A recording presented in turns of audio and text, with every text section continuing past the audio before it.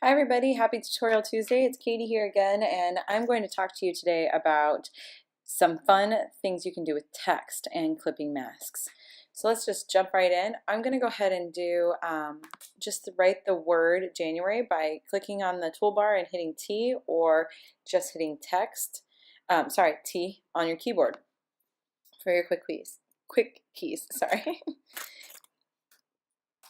All right, let's hope I spell that right. Okay, just a fun tip for text. If you don't know if you spelled something right, go ahead and go to Edit and check spelling, and it will check your spelling for you.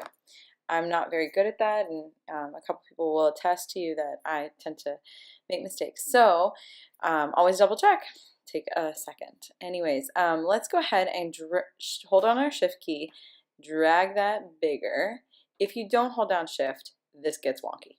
And if you like it, cool. I mean, it's subjective, but I'm not really keen on that, so I'm going to go ahead and do this. The other thing I like to do sometimes when playing with text and making graphics is to adjust my kerning, which is the space between each letter. So go ahead and go to your character tab. If it's not visible, go to Window, find Character, and make sure it's checked. And then you can change the color of your text here, just so you are aware of what you can do in this tab. You can adjust the size of it. Right now it's quite big because I shift and adjusted it. Right, remember, holding down the Shift key and dragging it. Or you can, if you have multiple lines, you can adjust the distance between the lines. But right now we're going to focus on kerning. Okay, so I can go -100, which will smush it all together, and it can be kind of cool and very, it's kind of neat. But right now what I'd like to do is to show you what it looks like when it's a little bit spaced out. Okay. So this is really cool if you are trying to align two separate words and one is longer than the other. You can use your kerning to align them versus dragging them, like I said earlier, which distorts them. Okay. All right, so we got our word, and what you've seen before, you may have seen, is when people put words on top of photos. I do that a lot. So let's just go ahead and grab a photo. I'm going to go ahead and grab this one. You can do multiple things. You can drag and drop that on top, and it'll just place it for you. Or you could go to another image and select all by Command A and Command C for copy, and then Command V for pasting. Those are two ways to do it, or you can also open via File, Place Linked Image. Okay, so I'm just going to go ahead and drag and drop this one, on here. Oh my goodness, come on. There we go. And it'll fit it to the artboard. You can always drag it a little bit holding Shift, keep your proportions, and there you go. Okay, now if I move this layer, image layer, underneath, then I have text on top of an image. And again, you can always adjust your opacity, make it kind of cool and funky. We can move it up a little bit so it looks really neat up there. But that's not what we're going to do today. Today we're working with clipping masks. So undo and undo and undo again. There we go. All right.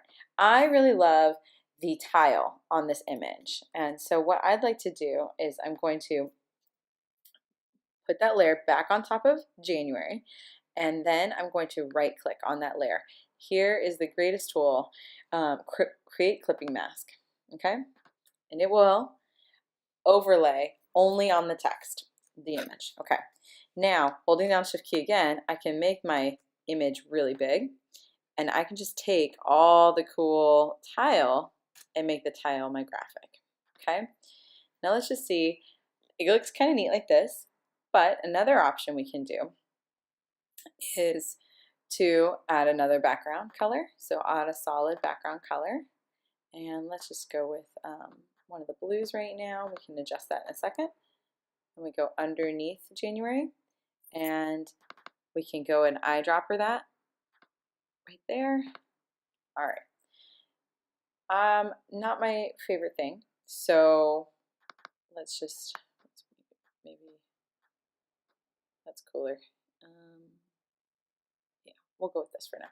Okay, so this is a clipping mask on top of January. Now, what do you say, for instance, you only want to apply it to every other letter. Okay, so you can, after you've done create clipping mask, you can actually do a mask on top of that image. So going down here and creating the mask, let's see if it'll highlight for you. Come on. There you go, a vector mask. All right, and then taking your brush tool, which we've talked about before, go ahead and make that a round tool, and using your black color, because remember black hides, white makes it visible, and you can go ahead and paint, oh, let's make that full opacity here, and you can paint every other letter, sorry, so that the image is hidden. And so the only ones that are visible are the ones that are still white. If you look in your little white box over here, you can see that I've highlighted those letters in black, and so it's hiding the image.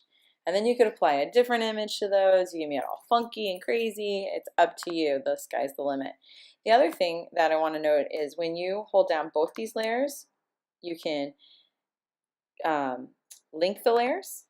So whatever you do to this layer should, in theory, happen to both layers, okay? So if you're just like, I want to make this super big, it will take the image as well if you've linked the layers, okay? So that again was right click, and I'll unlink them, and then right click, after you've got, select both layers, right click, link layers, okay? So this is one really cool way to utilize clipping masks and photos to overlay onto a word. Let me show you one more thing that I made. Let's go ahead and open up, hitting F. I can see all the tabs of all my images. I'm going to go to, here we go. I'm going to select all, copy, go back to my image. Oops, sorry. And put that on top. And now that is on top of my January lettering too. So I've alternated now a graphic and an image. And again, if we link all those together, them all, and we make it a little bit smaller, we can actually see the whole word. Holding down Shift. Here we go. All right. And there you can see there's a graphic, which I can turn on and off, and an image, and I can turn it on and off and play with it. Right now, currently, the graphic isn't as big, so if I unlink the layer, you can see that my graphic is not as big as my image, my photograph. So I can go ahead and, holding down Shift, make that bigger. There we go. So I can decide if I want to do only the watercolor or if I want to have the image on it as well. And then again, you can link the layers. Okay. Lastly, we will talk about what you can do to pop this word off your background. By double clicking on it, you can bring up layer style, add some drop shadow to it, and oh, you can adjust that a little bit more so you can see it a bit. See distance, and that'll adjust that. You can spread it and it'll spread out more, and you can make the size of the pixels a little bit bigger and it'll be fuzzier, which I don't like, so especially with this font. So we're going to go back down. Okay, so there you go. You can play with text, make awesome graphics, and have fun with clipping masks. Hope you enjoyed this tutorial, and we'll be back soon. And if you have any questions, don't hesitate to ask, and we'll try to help you out. All right, happy Tutorial Tuesday, everyone. Have a great day.